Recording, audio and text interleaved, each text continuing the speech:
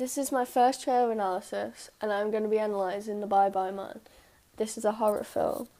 The trailer starts out with creepy images and drawings and sightings of a man. This is what the film is based upon, and therefore sets the narrative. This is then paired with non-diegetic voiceover of a creepy voice starting to tell the story. This sets the basis of the narrative for the audience as they get a feel for what the story is going to be like. The first section also contains suspenseful music, which ends with a jump scare. This is a typical convention of a horror film, and gets the audience in suspense even just in the trailer. It then starts to show an incident that's happened with the presence of ambulances, and so you know that something in the film is going to have gone on to cause this incident, and therefore the audience will be intrigued and want to know what happened, as it doesn't give this away in the trailer. It then begins to show some shots with more high-key music and more high-key lighting.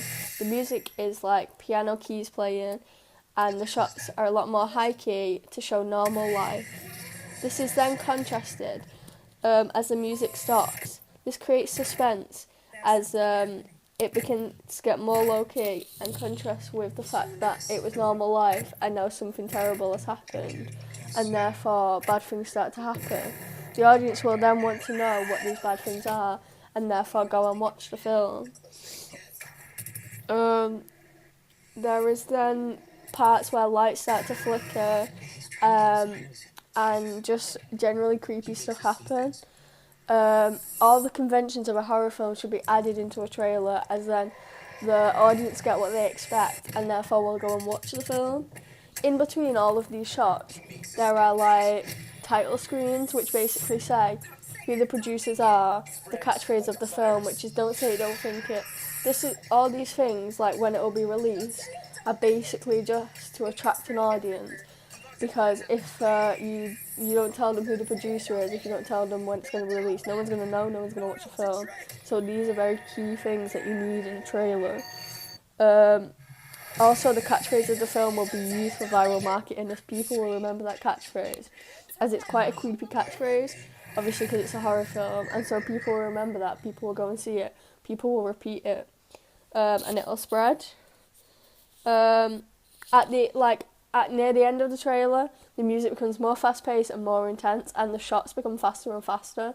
This is basically to show that like more drama is going to happen. The pace of the film, like when you're watching a horror film, you need to be kept in suspense. It needs to move fast, and so the editing was used with fast-paced cuts so that like this can be shown.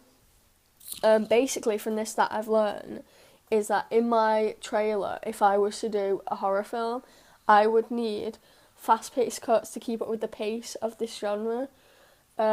Stuff like maybe a bit of gore, because that was even in there.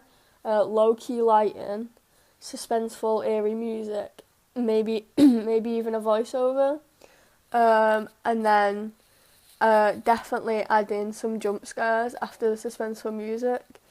And also contrast between the start of the trailer being a lot more high-key and hinting towards normal life, and the end of the trailer being a lot more suspenseful and fast-paced, and with more jump scares. Yep.